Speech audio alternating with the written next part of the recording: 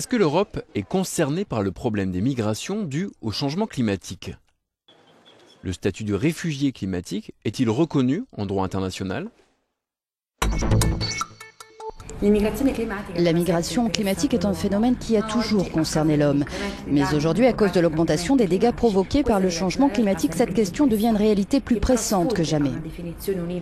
Cela échappe à une définition unique pour les Nations Unies, ce qui prive ces migrants d'une protection en vertu du droit international. Car il est difficile de séparer le facteur climat dans le phénomène de la migration, et il est tout aussi difficile de reconnaître une responsabilité politique des États lors d'une catastrophe environnementale. L'Europe est un point névralgique de ces migrations climatiques, surtout s'agissant des migrations futures qui proviendront d'Afrique et du Moyen-Orient à cause de la sécheresse et des inondations.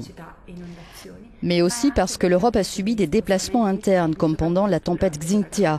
En plus, il ne faut pas oublier que l'Europe sera sujette à ces migrations climatiques à cause, par exemple, de l'élévation du niveau de la mer à Venise et aux Pays-Bas, et à cause aussi de la fonte des glaciers dans les zones de montagne ou de l'augmentation des cyclones dans les zones côtières de l'Atlantique. Les flux migratoires internes et externes devraient alors être un avertissement afin de prendre, en partenariat avec des pays tiers, des mesures pour atténuer les dégâts provoqués par le changement climatique, pour limiter la vulnérabilité des populations exposées et pour créer une législation appropriée pour protéger ces communautés de migrants climatiques qui sont le résultat de déséquilibres économiques et environnementaux au niveau mondial.